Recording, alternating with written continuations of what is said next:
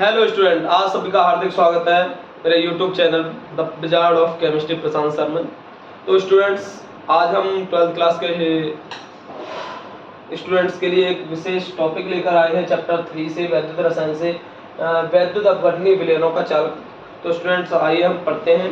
ठीक है, वैद्युत अपघटनीय विलयनों के चालकत्व को क्या होता है। तो बेटा, वैद्युत अपघटनीय विलयनों का चालकत्व अगर हमें समझना है तो सबसे पहले वैद्युत अपघट्य को समझना पड़ेगा कि वैद्युत अपघट्य क्या होता है।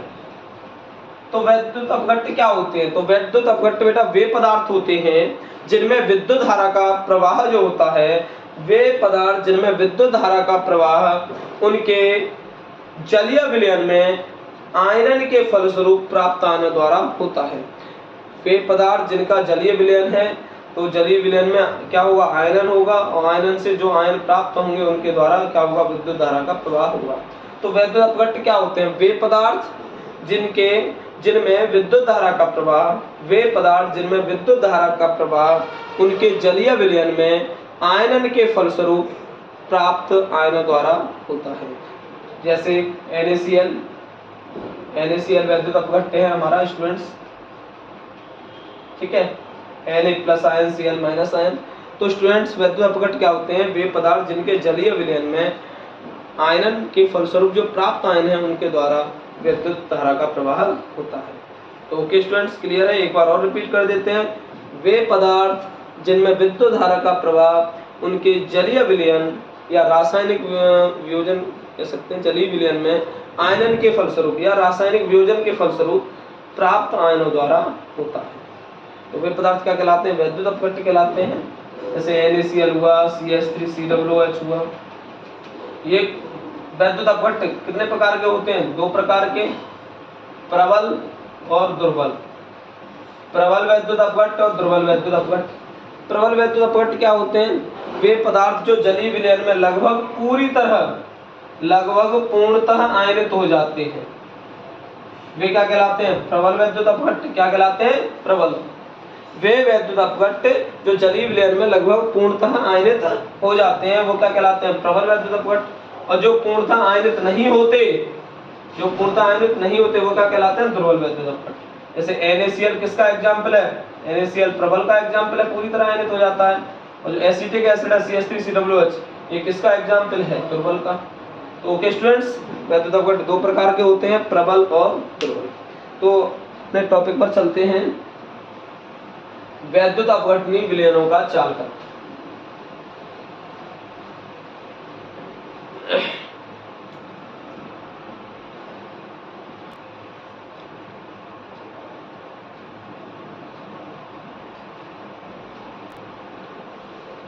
तो स्टूडेंट्स, वैद्युत अपघट्य हमने समझ लिया, अब हम समझते हैं चालकत्व। चालकत्व क्या होता है? तो किसी वैद्युत अपघट्य के विलयन में विद्युत धारा प्रवाहित करने की जो क्षमता होती है उसका वैद्युत अपघटनीय चालकत्व कहलाता है। तो चालकत्व क्या होता है? तो देखिए, चालकत्व की डेफिनेशन, कंडक्टेंस की चालकत्व क्या होता है? तो वैद्युत अपघट्य के विलयन में विद्युत धारा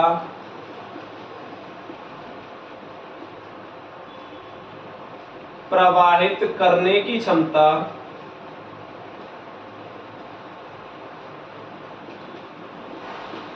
उसका,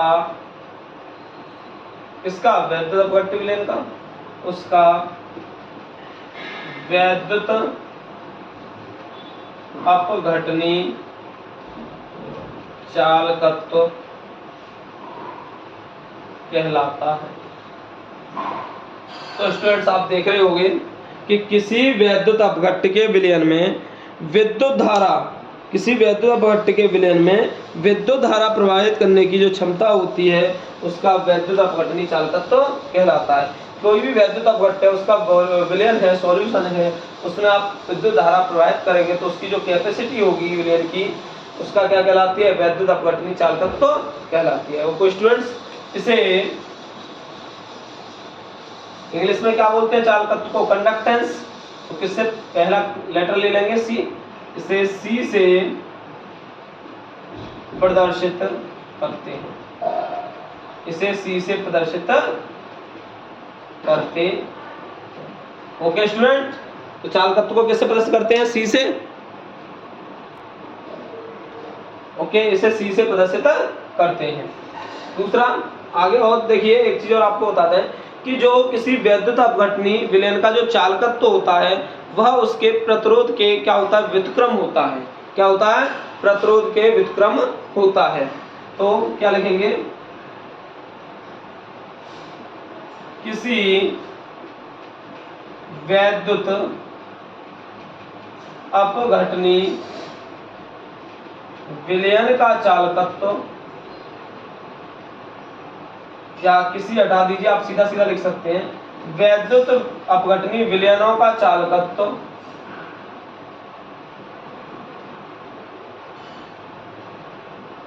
उनके प्रतिरोध का व्युत्क्रम होता है। तो कोई भी वैद्युत अपघटनी विलयन है, उसका जो चालकत्व जो होगा सी, उनके प्रतिरोध क्या होता है? आर का क्या होगा? व्युत्क्रम होता है। तो जो चालकत्व होता है वो प्रतिरोध का व्युत्क्रम होता है। ओके स्टूडेंट्स, तो जो वैद्युत अपघटनी विलयनों का जो चालकत्व होता है वो क्या होता है? उनके प्रतिरोध का, मतलब आर का क्या होता है? व्युत्क्रम होता है। तो हम क्या लिखेंगे कि सी है, सी इक्वल टू किसका हो जाएगा? 1/r। अरे प्रतिरोध क्या होता है? आर का व्युत्क्रम करेंगे तो क्या हो जाएगा? आर का व्युत्क्रम क्या होगा? 1/r होगा कि नहीं? क्योंकि आर के नीचे हर मान लो एक, तो व्युत्क्रम करेंगे तो क्या हो जाएगा? 1/r। क्या हो जाएगा? 1/r।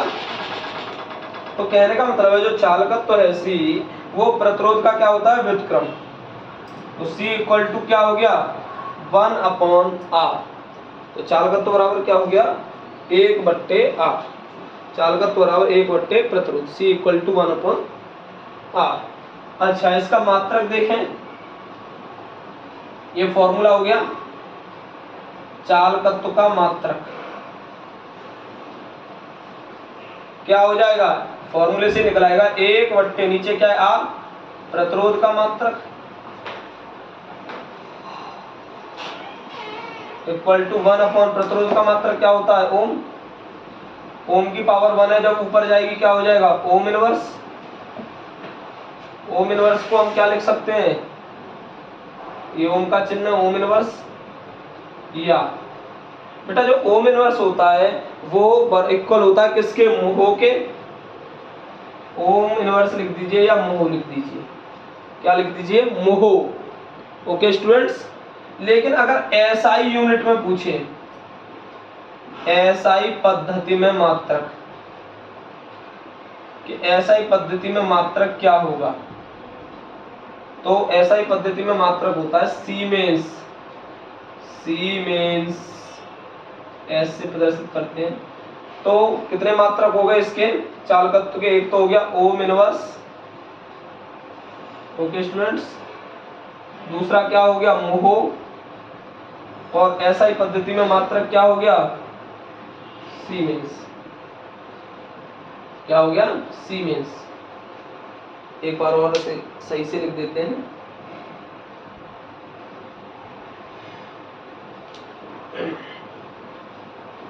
एक हो गया ओम इनवर्स, या ओम का मार्क लगा के ऐसे। ओम इनवर्स को क्या कहते हैं? मोह। ओम इनवर्स किसके इक्वल होता है? मोह को। तो ओम इनवर्स बोल दीजिए या मोह। लेकिन अगर आपसे पूछा जाए कि एसआई पद्धति में चालकत्व का मात्रक बताइए, एसआई पद्धति में चालकत्व का मात्रक, तो क्या होता है? सीमेंस।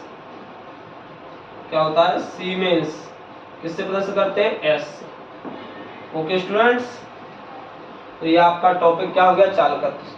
तो चालकत्व जो होता है वो विद्युत क्या होता है? वैद्युत अपघट्य के विलयन में विद्युत धारा प्रवाहित करने की क्षमता को उसका चालकत्व कहते हैं। और किसी भी वैद्युत अपघटनी विलयन का जो चालकत्व होता है वो उसके प्रतिरोध का क्या होता है? व्युत्क्रम। तो इसलिए C इक्वल टू 1/r। चालकत्व को C से प्रदर्शित करते हैं। चालकत्व का फॉर्मूला क्या हो गया? C equal to 1/r। प्रतिरोध, चालकत्व का मात्रक क्या हो गया? 1 प्रतिरोध का मात्रक, मतलब ओम इनवर्स या मोह बोल सकते हैं या सीमेंस। तो तीनों मात्रक आप याद रखें, ओम इनवर्स या मोहो या सीमेंस। और विशेषकर एसआई पद्धति वाला मात्रक जरूर याद रखें, क्योंकि एसआई पद्धति में पूछा जाता है कि एसआई पद्धति में चालकत्व का मात्रक क्या होता है। तो एसआई पद्धति में चालकत्व का मात्रक सीमेंस होता है। ओके स्टूडेंट्स,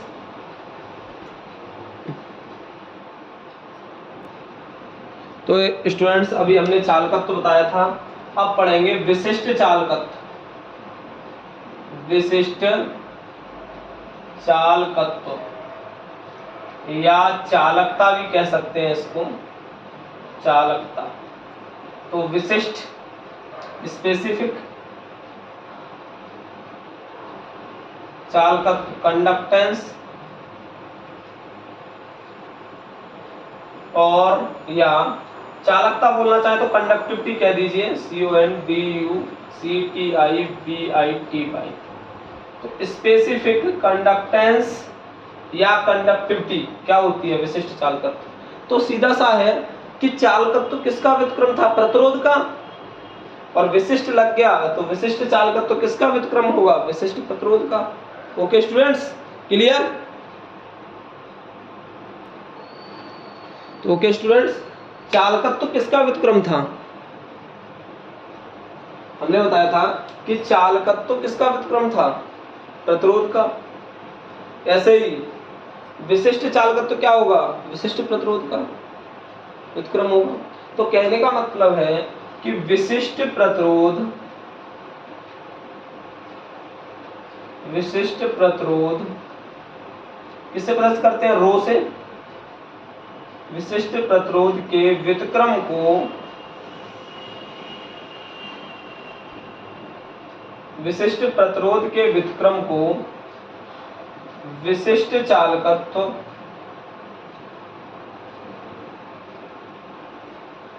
या चालकता कहते हैं। इसे तो विशिष्ट प्रतिरोध क्या हो गया, रो का जो व्युत्क्रम होगा उसे विशिष्ट चालकत्व या चालकता कहते हैं, और विशिष्ट प्रतिरोध का जो व्युत्क्रम होगा उसे विशिष्ट चालकत्व कह दीजिए या चालकता कह दीजिए। और विशिष्ट चालकत्व या चालकता को किससे प्रदर्शित करते हैं, कप्पा से। इसे कप्पा कप्पा से दर्शाते हैं। ओके स्टूडेंट्स, तो क्या हो जाएगा, कप्पा इक्वल टू व्युत्क्रम किसका, रो का, विशिष्ट प्रतिरोध का, तो क्या हो जाएगा 1/रो। ओके स्टूडेंट्स, अरे कप्पा इक्वल टू क्या हो गया 1/रो। अब इसको और एक्सप्लेन करें तो स्टूडेंट्स रो बराबर क्या होता है, रो बराबर होता है RA/L, RA/L, R into A/L, या सीधा सीधा कर लीजिए RA/L। रो बराबर क्या होता है RA/L रखने पर। तो देखिए स्टूडेंट्स, रो बराबर क्या रखें RA/L, तो क्या हो जाएगा कप्पा इक्वल टू 1/रो की वैल्यू रख दो, क्या है RA/L। तो क्या हो जाएगा, ये हो जाएगा L ऊपर पहुंच जाएगा L/R। तो कप्पा इक्वल टू क्या हो गया L/R। ओके स्टूडेंट्स, तो कप्पा इक्वल टू इसे लिख सकते हैं 1/R इंटू L/A, लिख सकते हैं कि नहीं। अरे L एकम L और R और A का गुणा R है, तो kappa equal to 1/R into L/A। तो कप्पा इक्वल टू 1/R किसके इक्वल है, चालकत्व के भी बताया था C के, तो 1/R के लिए क्या आ जाएगा C इंटू L/A। तो क्या हो गया kappa equal to C into L/A। Kappa equal to चालकत्व गुणा क्या हो गया लंबाई अपॉन क्षेत्रफल, लंबाई बट्टे क्षेत्रफल। ओके, तो कप्पा इक्वल टू क्या हो गया C इंटू L/A। ये क्षेत्रफल है, अनुप्रस्थ परिच्छेद क्षेत्रफल, ठीक है, इलेक्ट्रॉन और ये लेंथ है। ओके स्टूडेंट्स, तो कप्पा इक्वल टू क्या हो गया, C इंटू एल अपॉन ए। ओके स्टूडेंट्स, क्लियर, क्लियर है ना। तो पहला फॉर्मूला ये हो गया, दूसरा ये हो गया। इफ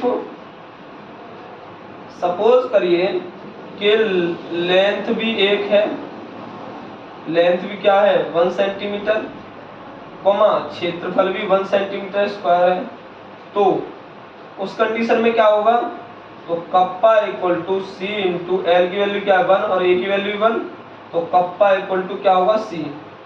जब लंबाई और क्षेत्रफल दोनों 1-1 सेंटीमीटर, लंबाई 1 सेंटीमीटर हो और क्षेत्रफल 1 सेंटीमीटर स्क्वायर हो, तो उस कंडीशन में जो विशिष्ट चालकत्व होगा, जो चालकता होगी, वो किसके बराबर होगी, चालकत्व के। Okay, okay students, clear. चलिए अब मात्रक देखते हैं। मात्रक तो देखिए, अच्छा कप्पा का मात्रक निकालना है तो क्या होगा, कप्पा का मात्रक निकालना है तो चालकत्व का मात्रक क्या है, ओम इनवर्स।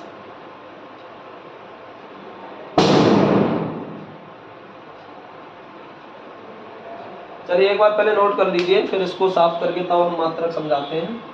एक बार यहाँ पे नोट कर लें, नोट कर लीजिए सभी या स्क्रीनशॉट ले लीजिए।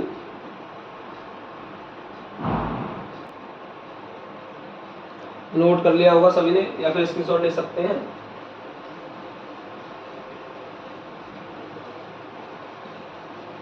तो हमारा फॉर्मूला क्या निकला है, kappa equal to CL upon A। मात्रक देखिए, कप्पा का मात्रक निकालना है, फॉर्मूले से ही मात्रक निकलता है। तो C मतलब चालकत्व का मात्रक,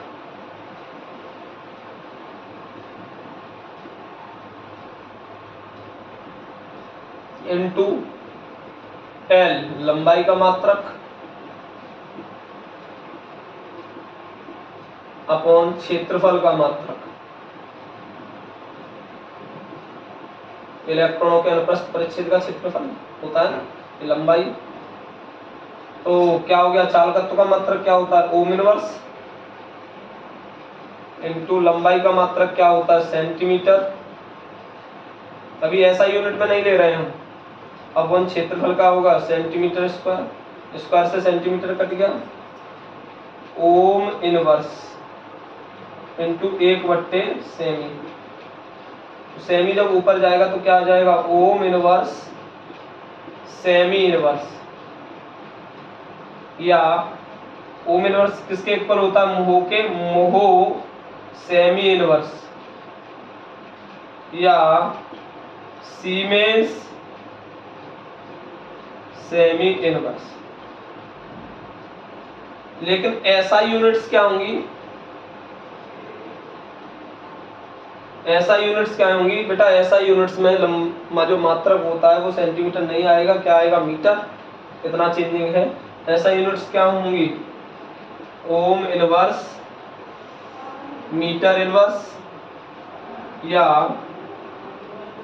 मोहो मीटर इनवर्स, या siemens metre inverse. Okay students, okay. तो आज के लिए इतना ही। अगर आप सभी को लेक्चर पसंद आया हो तो ज़्यादा से ज़्यादा शेयर करें तथा चैनल को सब्सक्राइब करें। धन्यवाद।